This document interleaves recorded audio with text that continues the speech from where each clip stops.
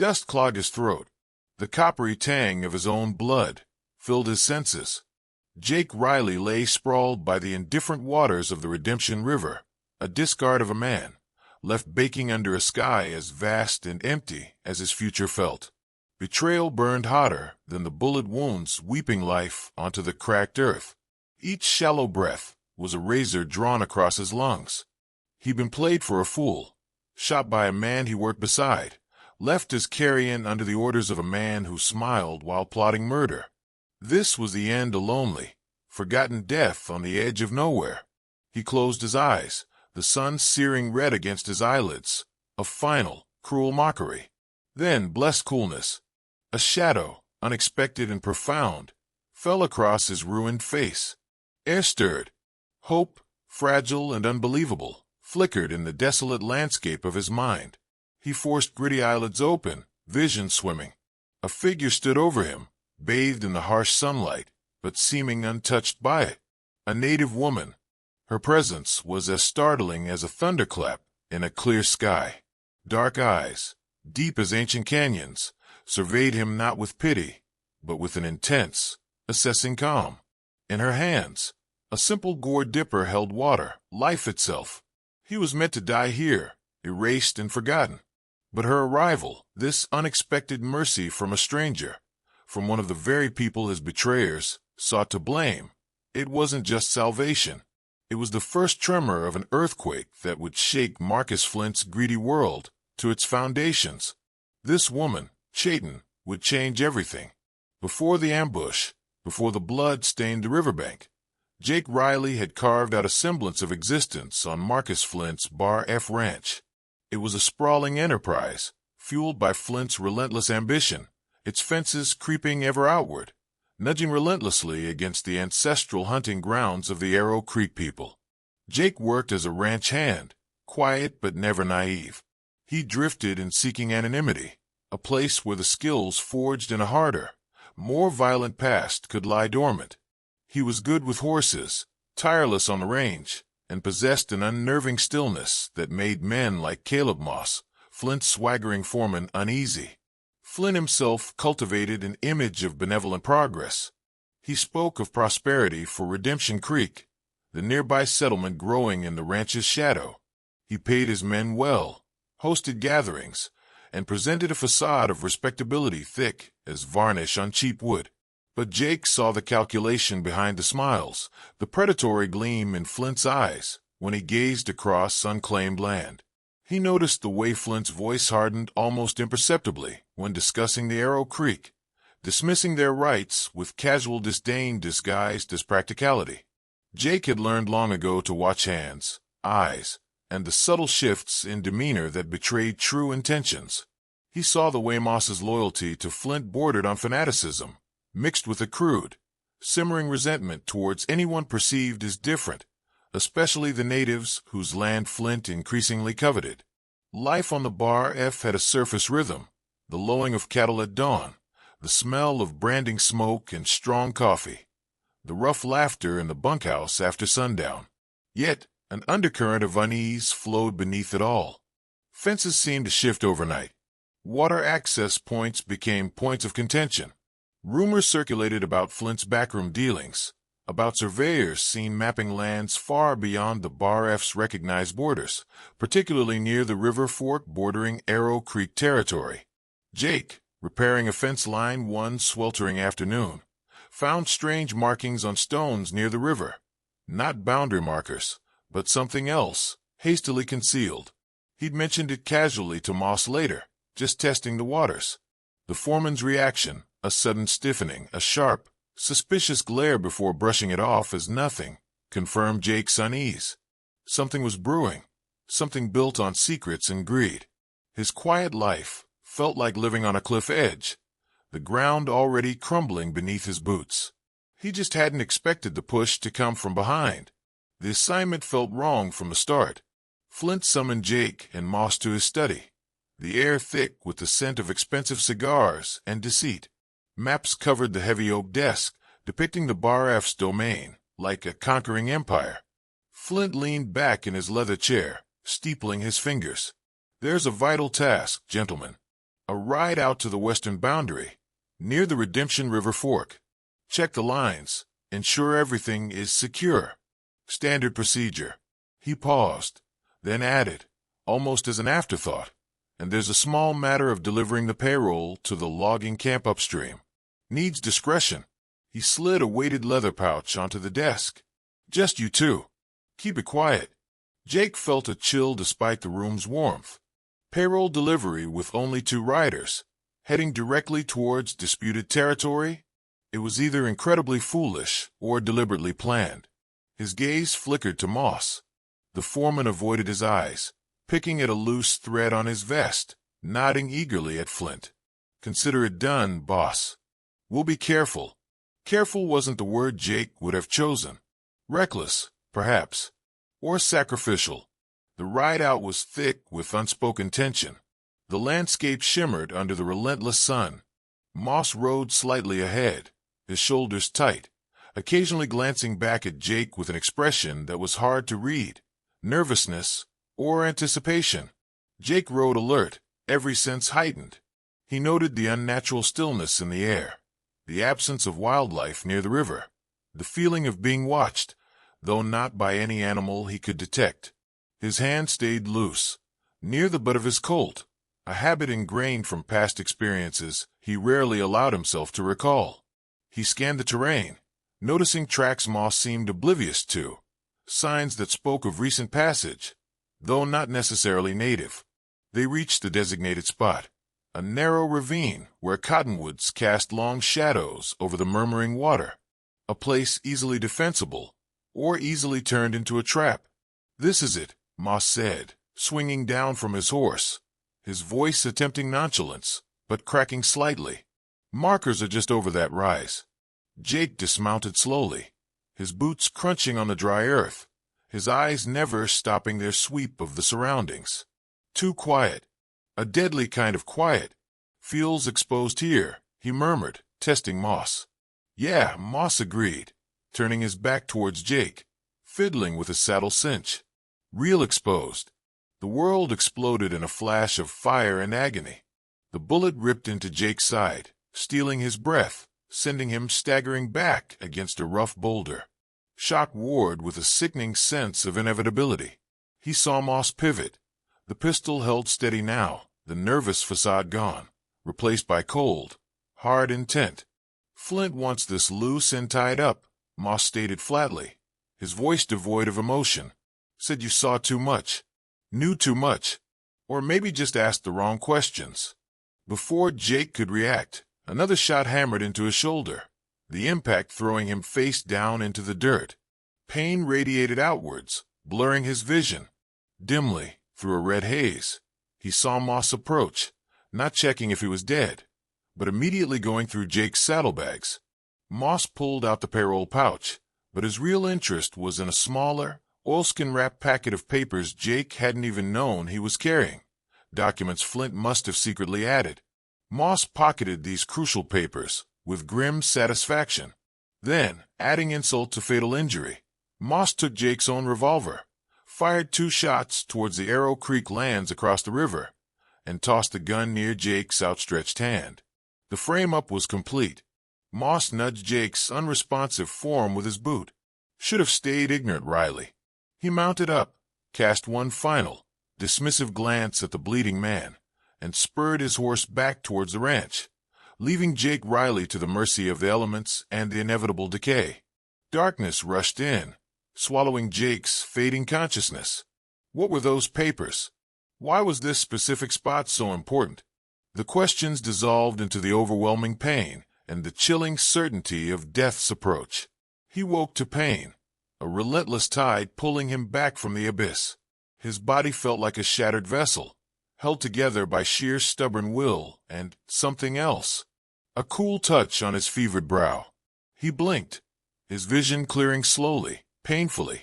Chayton knelt beside him, her movements deliberate and efficient.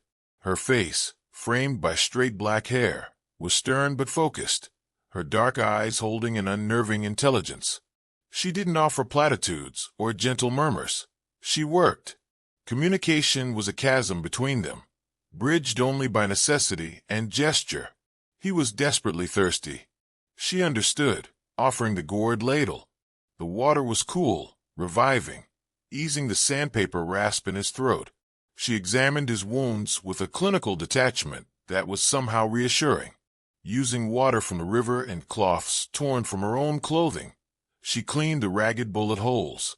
Then came the poultice, crushed herbs and roots, dark and pungent. It burned fiercely for a moment, then a spreading numbness eased the worst of the agony, replaced by a deep, throbbing ache. Moving him was a testament to her strength and his own flickering determination. He leaned heavily on her, gritting his teeth against the jolts of pain, as she guided him away from the exposed riverbank, deeper into the concealing embrace of the trees and thickets. Her knowledge of the land was innate. She found paths invisible to his trained eyes, moving with a silent grace that spoke of lifetimes spent in this wilderness. She led him to a shallow cave, its entrance screened by vines, a hidden sanctuary. Inside, it was blessedly cool and dry. She helped him onto a prepared bed of furs and dry grasses, exhaustion claiming him almost immediately. The following days were a blur of fever, pain, and Chayton's steady presence. She tended his wounds, brought him water, and fed him a thin, bitter broth that nonetheless sustained him. She would disappear for hours, returning silently with fresh herbs or small game, snared with an expertise that fascinated him. He watched her, piecing together fragments of understanding. He saw the way she listened to the wind, the way she read the tracks around the cave entrance, the constant vigilance in her posture. He also saw moments of profound sadness cross her face when she gazed towards the distant smoke rising from the Bar F ranch, a sadness mixed with steely resolve. As the fever broke and his strength slowly began to return, his mind cleared. The betrayal replayed itself relentlessly. Moss's cold eyes, Flint's calculated deception, the stolen papers. What secret did they hold that was worth 2 bullets and a man's life? He started trying to communicate more actively, using gestures, drawing crude pictures in the dirt floor of the cave. He showed the shooting, pointed towards the ranch, mimicked Moss taking the papers. Chayton watched patiently, her intelligence sharp.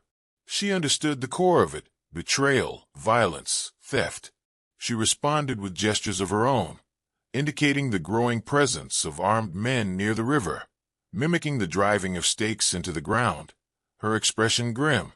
She conveyed the pressure her people felt, the shrinking boundaries, the escalating threat fueled by Flint's lies. He felt a rising tide of indebtedness, mingled with a cold, simmering rage. He owed this woman his life. Her people were now endangered because Flint needed a scapegoat for the murder he had ordered. The desire for revenge began to twist into something more complex, a need for justice, for restitution. He started pushing his recovering body. Using a sharp flint shard, he whittled points onto sturdy sticks, practicing throws against the cave wall. The movements were stiff, painful, but familiar. The deadly focus he tried to bury resurfaced. He needed to be ready. Chayton observed his training, her face impassive, yet he sensed a subtle shift, a recognition of the dangerous path he was choosing. She knew violence. She knew survival. Perhaps she knew, better than he did, that his recovery wasn't just about healing wounds, but about preparing for the storm that was gathering, ready to break over them all. Word travels fast on the frontier, even faster when carried on winds of fear and prejudice. Back at the Bar F, Caleb Moss wore his survival like a badge of honor, recounting his fabricated tale of the Arrow Creek ambush to anyone who would listen. He played the part of the grieving, loyal foreman, but the lie gnawed at him. His temper grew shorter, his hand jumpier near his gun. He drank more heavily in the Redemption Creek saloon, his boasts about Flint's power edged with a nervous desperation. He pushed the other ranch hands harder, seeing suspicion in every sideways glance, reacting with aggressive defensiveness to innocent questions. His hatred for the Arrow Creek became a public spectacle, demanding Flint authorize punitive raids, urging the settlers to arm themselves against the savages who had supposedly killed Jake Riley. Marcus Flint, master manipulator, played his part with practiced ease. He rode into town radiating sorrow and righteous anger. He met with Sheriff Barlow, presenting the carefully planted evidence, Jake's spent cartridges. He addressed the townsfolk, his voice resonating with calls for unity and strength against the common enemy. He leveraged Jake's supposed death brilliantly, painting himself as a leader forced to take regrettable but necessary action to protect the community. Behind the scenes, his surveyors worked more boldly now, mapping the disputed land near the river fork, the land containing the Arrow Creek's sacred spring. His increased patrols weren't just for show. They were actively pushing the boundaries, testing the tribe's reaction, establishing a presence on the land he intended to claim. He met quietly with the commander of the small army detachment, subtly influencing their deployment. Ensuring their presence served as narrative of imminent danger from the tribe. Chayton received updates from tribal scouts. More riders near the spring, fresh survey markers appearing overnight on ancestral ground, Flint's men behaving with increasing arrogance. She conveyed the escalating situation to Jake through urgent gestures, drawings in the dirt depicting riders, and marked stones near the symbol for the spring. The net was tightening around her people. Their traditional way of life, already threatened, was now directly imperiled by Flint's lethal ambition, using Jake's fake murder as the catalyst. Jake felt the pressure cooker building. His physical recovery was nearing completion. The wounds were healing into scars, the pain a dull memory unless he pushed too hard. But his internal state was a tempest. Gratitude warred with fury. The desire for personal revenge burned, but it was now inextricably linked with the fate of Chayton and her tribe. They were innocent victims in Flint's deadly game.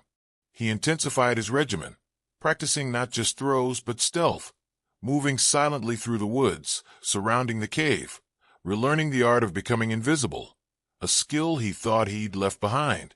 He used charred wood to darken his face, melting into shadows, testing his ability to approach the cave unseen by Chayton, a grim preparation for infiltrating Flint's world. One evening, as the setting sun bled crimson across the sky, Chayton returned from a scouting trip. She carried not herbs or game, but a single eagle feather, long and perfectly marked. She held it out to Jake. It wasn't a gift of peace, but something more profound, a symbol of courage, vision, perhaps even a shared purpose. He accepted it, his fingers brushing hers. In that fleeting contact, a silent pact was forged. Language was irrelevant. They both understood the stakes. They both knew what needed to be done. Flint and Moss believed Jake Riley was rotting by the river. That mistaken belief was their shield, but it was also Jake's sharpest weapon. The time for hiding was over. The time for striking back had arrived. Driven by the need for proof, undeniable proof that would shatter Flint's carefully constructed narrative, Jake began a meticulous search. He couldn't rely on chance. Chayton guided him, showing him paths that avoided Bar F patrols, leading him back towards the treacherous ground near the Redemption River Fork. He moved with lethal quietness, his senses fully alive, reading the land not just as a tracker, but as an investigator seeking the overlooked detail, the single mistake that would unravel the conspiracy. He scanned the area around the ambush site, revisiting the place where Moss had left him for dead. Days had passed, weather had obscured tracks, but Jake's focus was absolute. Near the base of the boulder where he'd first fallen, partially concealed by tangled roots and washed in debris, a faint metallic gleam caught his eye. Not tin, not brass. Silver. He carefully dug it out with his knife point. A cufflink. Heavy, intricately worked silver, bearing a mark he recognized instantly. The stylized F cattle brand of the Bar F ranch, identical to the one Flint wore ostentatiously on his fancy vests. Jake's heart hammered against his ribs. Moss didn't own anything like this. This was Flint's. Why was it here? Had Flint come back to check Moss's work? Had he been present during the shooting? Or had he met Moss here beforehand, dropping it in his haste or agitation? Clutching the cufflink, Jake felt a surge of certainty. This was the physical link he needed. He returned to the cave, his mind racing, He showed the cufflink to Chayton, emphasizing the F brand. Her reaction was immediate. Her eyes narrowed. Then she swiftly retrieved the rolled-up hides containing her people's maps. She unrolled the oldest one, depicting the land as it once was, pointing again to the symbol for their sacred spring, a vital source of life and spiritual significance. Then she indicated the ambush location on the map, dangerously close to the spring. Next, she spread a newer map, showing the encroaching Bar F boundaries. Finally, using a piece of charcoal, she overlaid Flint's apparent ambition, a bold line slicing across the river, swallowing the spring, connecting directly to the area near the ambush site. The cufflink wasn't just proof for Flint's presence or involvement. It pinpointed why this specific spot mattered. Flint needed that land, the land with the spring. Jake, the meticulous hand known for checking boundary markers, had likely been sent there specifically to be eliminated before he could notice or report any illegal surveying or marker tampering related to Flint's planned theft of the sacred site. The payroll was merely window dressing for the true motive. Chayton then added another layer. She tapped the cufflink drawing Jake had made, then pointed eastward, away from the ranch, towards the direction of distant mining interests and powerful land speculators rumored to be backing Flint. She made a gesture signifying a meeting. Two men talking, then pointed back towards the ambush site, miming the exchange of papers. The papers Moss had stolen from Jake's saddlebag. Flint wasn't just acting alone. He likely had powerful, unseen partners. The stolen papers were probably deeds, fraudulent claims, or agreements related to the land grab, documents Flint needed secured after silencing Jake. The full scope of the conspiracy hit Jake with the force of a physical blow. It was bigger, dirtier, and more dangerous than he'd imagined.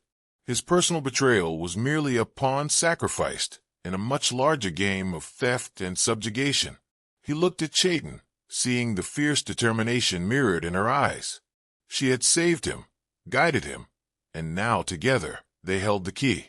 Their alliance, born of desperation, solidified into a shared resolve. They weren't just fighting for revenge or survival anymore. They were fighting for justice, for the very soul of the land itself. Marcus Flint and his hidden partners had sown the wind. Now, they would reap the whirlwind. The plan coalesced in the dim light of the cave, a dangerous gamble relying on Flint's arrogance and the growing discontent in Redemption Creek.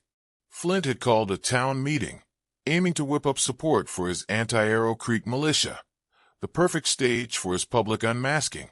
Direct confrontation was suicide. Jake needed to sow doubt, present evidence, and let Flint's own lies trap him. Chayton's role was crucial. She and a handful of her tribe's most adept scouts would create carefully timed diversions along the Bar F's eastern perimeter. Nothing overtly hostile, just enough unexplained disturbances, maybe a small, contained grass fire quickly extinguished, or spooked cattle, designed to draw Caleb Moss and a contingent of Flint's gunmen away from town during the meeting. This would thin the ranks of Flint's immediate protectors and heighten the existing tension. Under cover of the confusion and the gathering dusk the evening before the meeting, Jake moved like a phantom.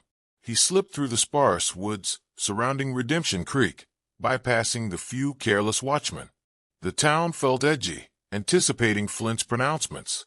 Reaching the alley behind the saloon, he scaled the weathered trellis leading to the balcony outside Flint's private office. The window latch, as Chayton's informant suggested, was often left unsecured. He eased it open and dropped silently into the darkness within. The air hung heavy with cigar smoke and the cloying scent of Flint's self-importance. Working swiftly by the slivers of moonlight piercing the curtains, Jake located the heavy oak desk. He opened a drawer filled with ledgers and contracts, carefully tucking the silver cufflink beneath a stack of papers, making it visible but not obvious, as if lost carelessly. He then slid the copied map, showing the illegal boundaries encompassing the sacred spring, partially under the desk blotter, ensuring a corner protruded just enough to be noticed upon close inspection. His work done, he retraced his steps, vanishing back into the night as silently as he'd arrived, leaving behind ticking time bombs of evidence. The next afternoon, the Longhorn Saloon buzzed with anticipation. Ranchers, townsfolk, prospectors, even a few wary merchants crowded the room, the air thick with sweat, stale beer, and nervous energy. Marcus Flint stood before them, radiating false bonhomie and grave concern. He spoke eloquently of shared values, of the need for vigilance, painting the Arrow Creek as an imminent threat, subtly justifying the expansion of his own influence as necessary for collective security. Caleb Moss stood near the entrance, his hand hovering near his Colt, his eyes darting around the room, visibly agitated by the earlier reports of disturbances back at the ranch. Then the saloon door swung open, casting a long rectangle of harsh sunlight into the dim interior. A figure stood silhouetted against the light. Silence fell as heads turned. The figure stepped forward, letting the doors swing shut behind him. A collective intake of breath swept the room. Jake Riley. Scars marked his face. His clothes were rougher, leaner, harder than they remembered, but it was unmistakably him. Alive. His gaze swept the stunned faces, lingering for a moment on Sheriff Barlow's widened eyes, before settling, cold and steady, on Marcus Flint. Flint's jaw dropped. The color drained from his face, his carefully rehearsed speech forgotten. Moss froze, his hand clamping down hard on his gun butt. "Riley?" Flint stammered, his voice barely a whisper, then louder, trying to regain control. We mourned you. Killed in that vicious raid."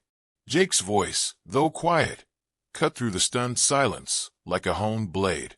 "I wasn't killed in any raid, Flint, because there was no raid." He nodded towards the increasingly pale foreman.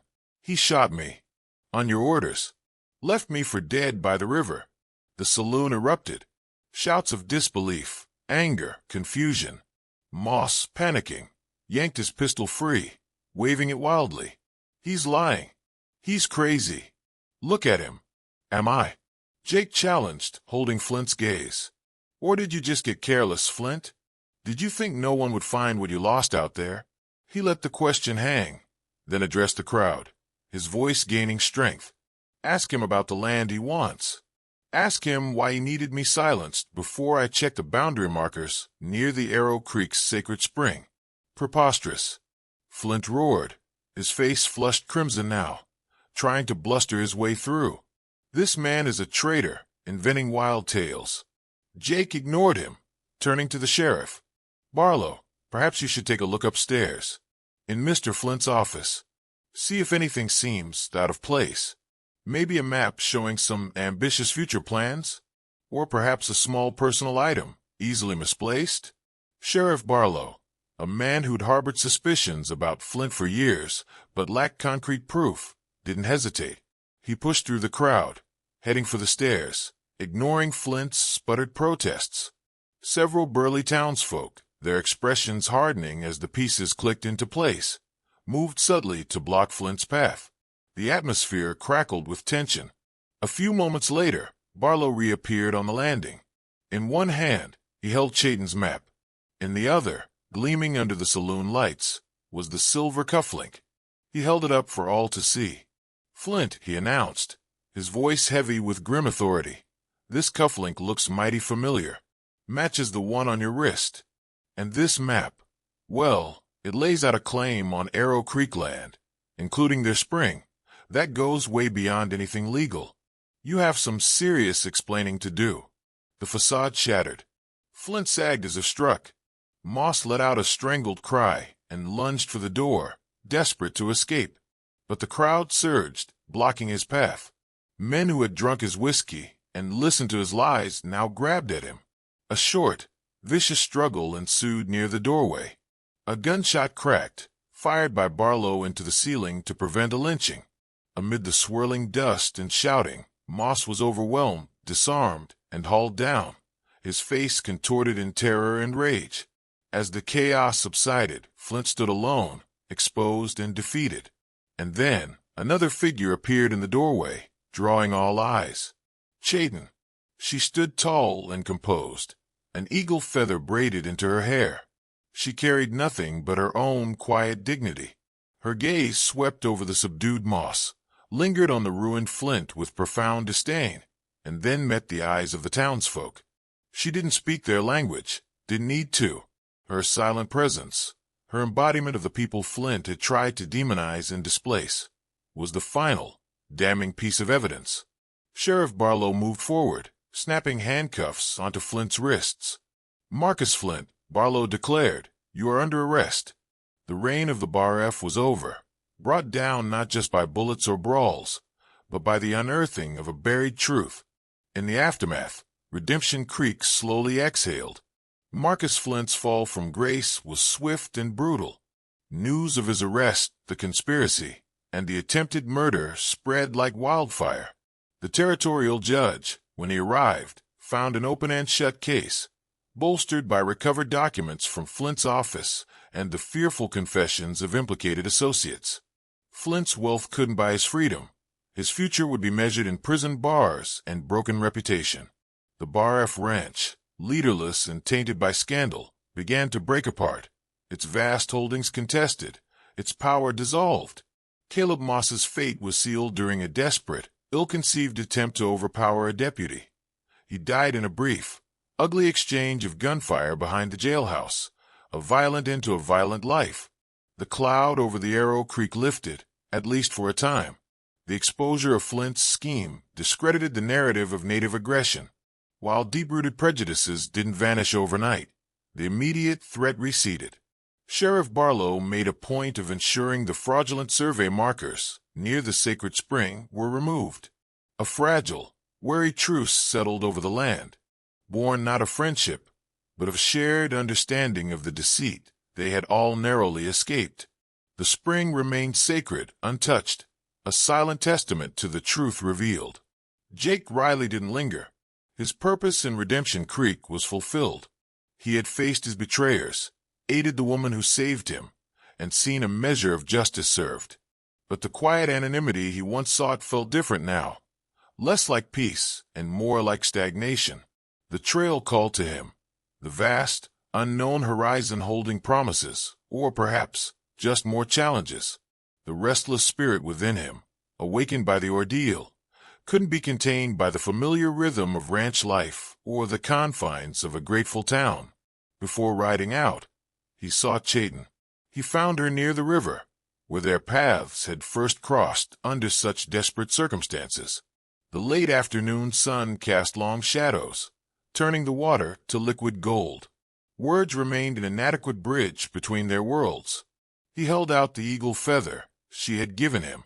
She met his gaze, her dark eyes holding layers of meaning, gratitude, respect, and an understanding of the different paths they must walk.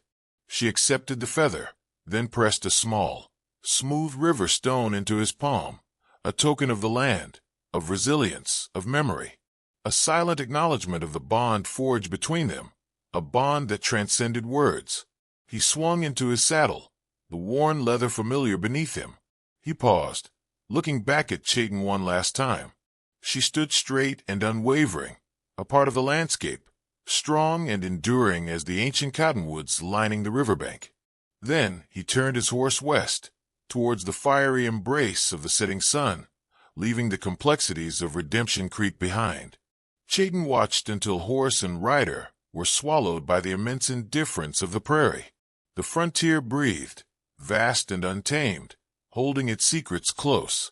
But by the Redemption River, the echoes of betrayal had been answered by courage, and the improbable alliance between a broken cowboy and a native healer had carved a small, sharp victory into the rugged heart of the West.